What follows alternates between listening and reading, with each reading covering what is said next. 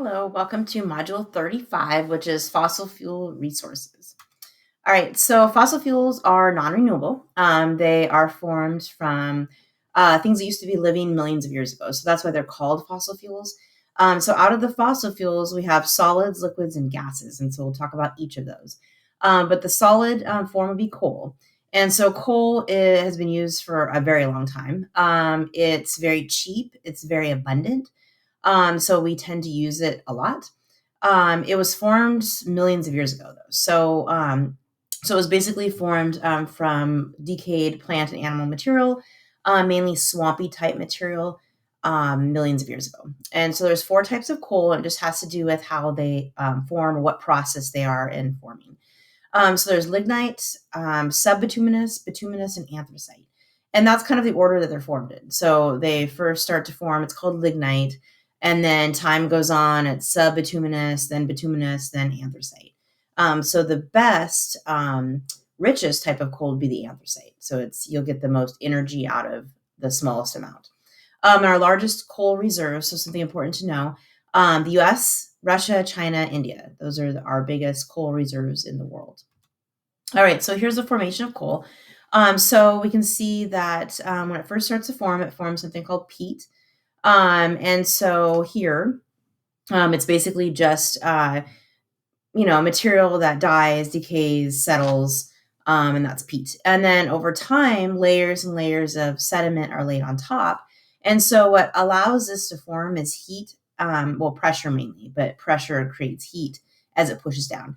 And then we get something formed called lignite. So you can see the peat was on the surface. It's real spongy kind of material. You can buy peat at the store, and it's that real spongy kind of material that's part of topsoil. And then, like I said, over time, millions of years go by. Lignite is formed, so it's basically just compressed peat. We would not want to use this to burn. So this would be like the equivalent of burning paper in a wood burning stove rather than wood. So you're not going to get much energy out of that.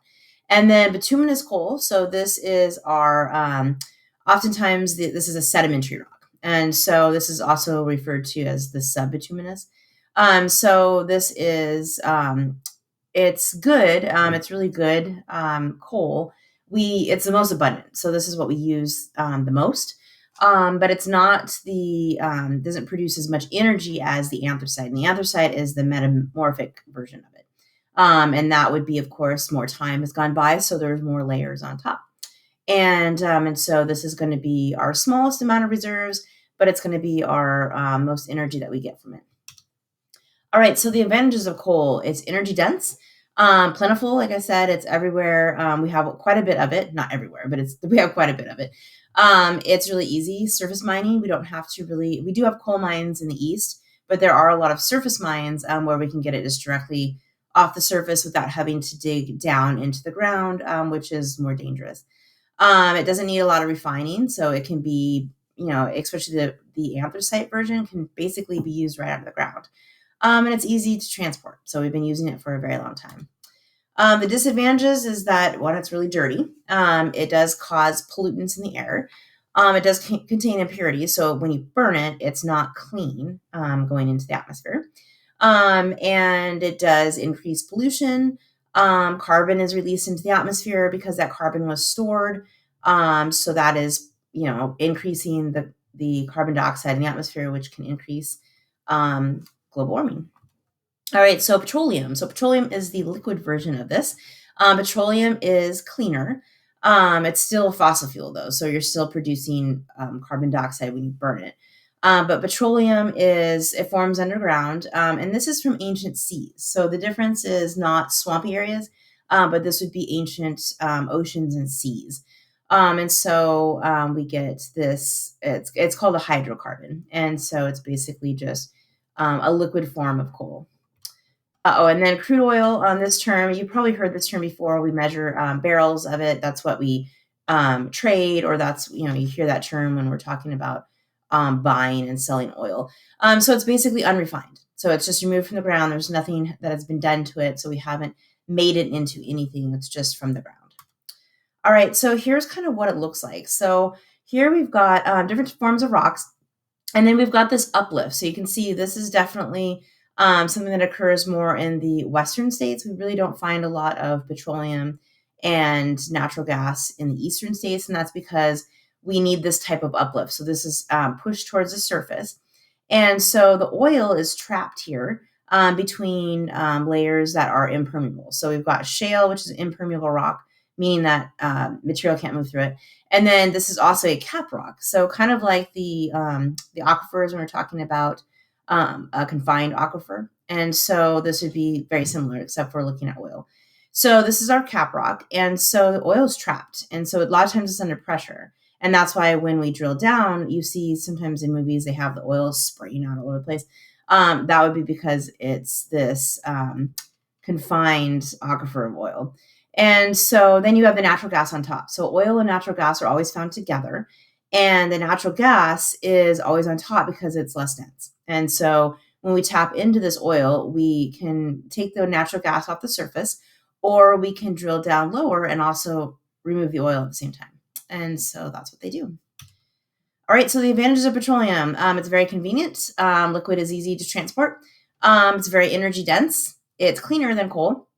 And we can use it for a lot of things, refine it for a lot of things.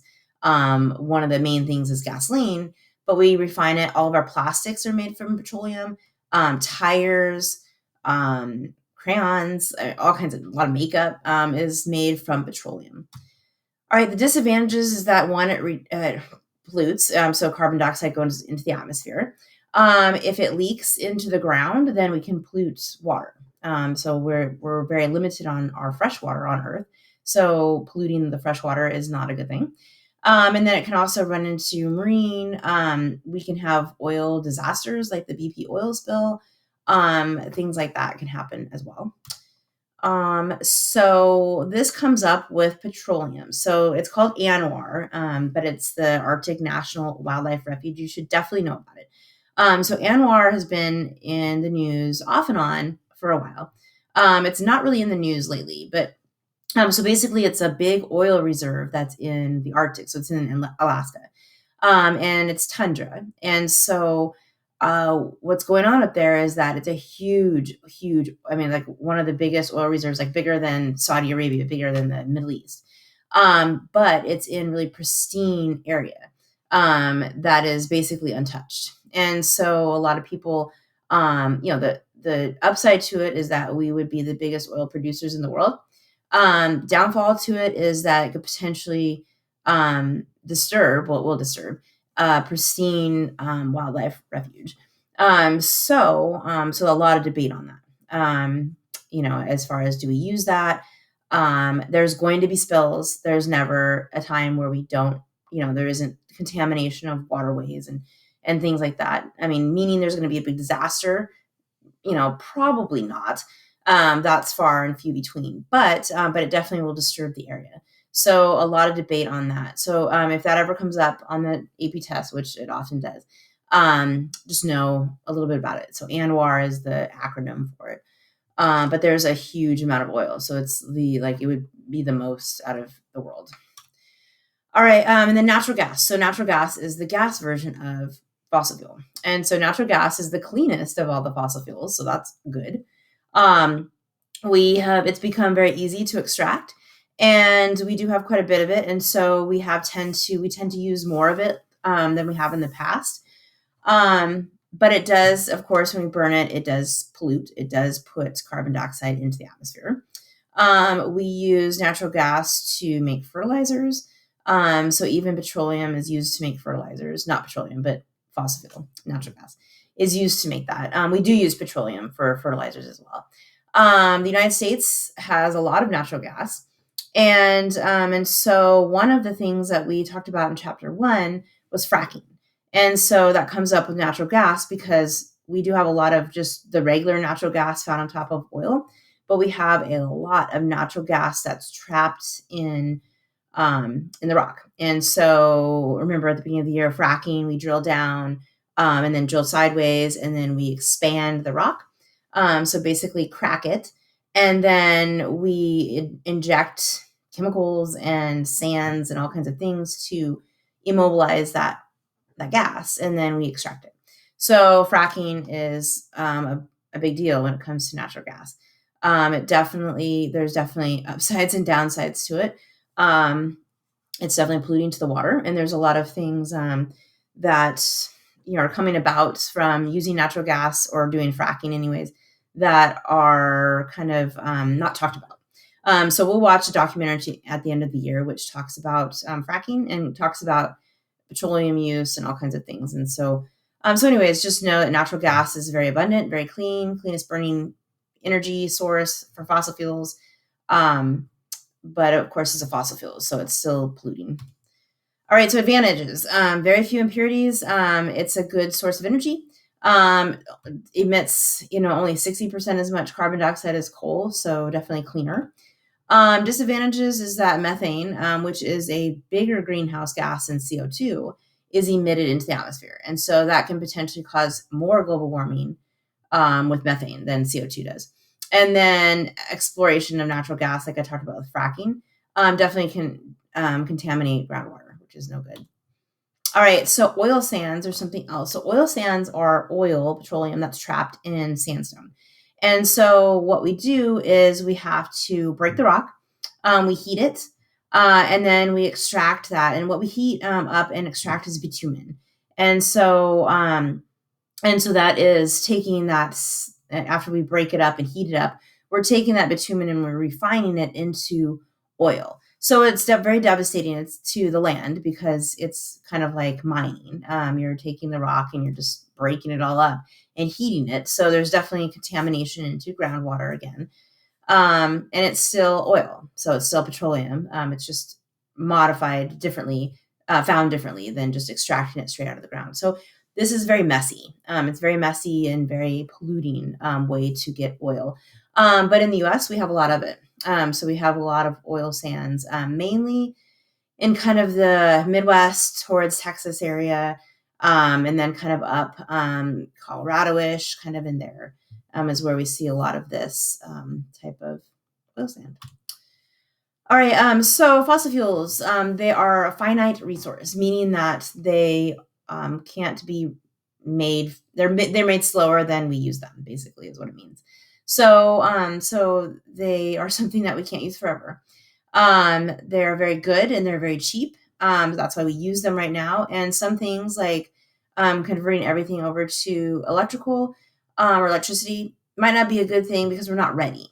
Because we get our electricity a lot of times from coal and oil and natural gas. So if you're converting things over to electricity, where are you getting your electricity from? So that's really important. Is it solar or is it coming from coal? So if it's coming from coal, you're defeating the purpose. All right, and so moving on to energy intensity. Energy intensity is looking at energy use per unit of gross domestic product. So GDP. You guys have probably learned about that in econ if you're a senior. But we look at how much energy is used per product. So we have a lot of GDP in the US, whereas another country might not have as much. So their energy use per unit might be higher than ours because of their amount of product that they have. So it's been dropping. So in the US, our energy intensity has been dropping, which is great that we're using less energy. And that's just mainly because we've become more efficient. So we're more efficient at making things than we were in the past. All right, and then this graph just shows that. So if we look at the per capita energy use, that's per person, per 1,000 people. And then energy use per dollar of GDP. So both have been declining, which is a good thing. And so just understand that that our energy use per person and per gross domestic product are decreasing, mainly because of efficiency. All right, and then this Hubert curve, what this is, you should just be familiar with it, but what it shows is our oil production. So on the left here, you've got oil production, and then down here we have time that goes by. And so basically, it's Hubert is the person that came up with this, but here's our upper estimate of reserves. Here's our lower estimate of reserves. So basically, whether we, no matter how much reserves we have, we're projected to run out at the same time. And so that's basically what this curve says. So whether we have this much reserves or this much reserves, we will run out about the same amount of time because we're not going to make it a big deal to really stress finding a different resource until we get low. So until we start to run out, we will continue to use it up. And so that's basically what that's saying. All right, so the future of fossil fuel use. We will continue to use fossil fuels. Like I said, we are not ready for a full transition because in order to make like windmills or wind energy or solar energy, you have to use oil to do it. And so to make plastics, to make all these things. So as we get better at making maybe plant-based products like plant-based plastics and things like that, then maybe we will become better at being able to do this. But right now, it's just not efficient enough. We can't do things. We can't do things efficiently with just um, you know energy like solar energy or wind. It doesn't produce enough energy for us at this moment. So, but we have not a lot of time either. So if you look at the statistics here, conventional oil we may run out. So we're talking about petroleum in less than 50 years. So that's within um, all of our lifetimes. So coal supplies will last for at least 200 more years. We've got quite a bit of that, but still 200 years isn't that long. That's a couple generations. Or a couple, 100-year generations. So it's not gonna last forever. So we will continue to develop new energies, but at the time we can't just flat out stop.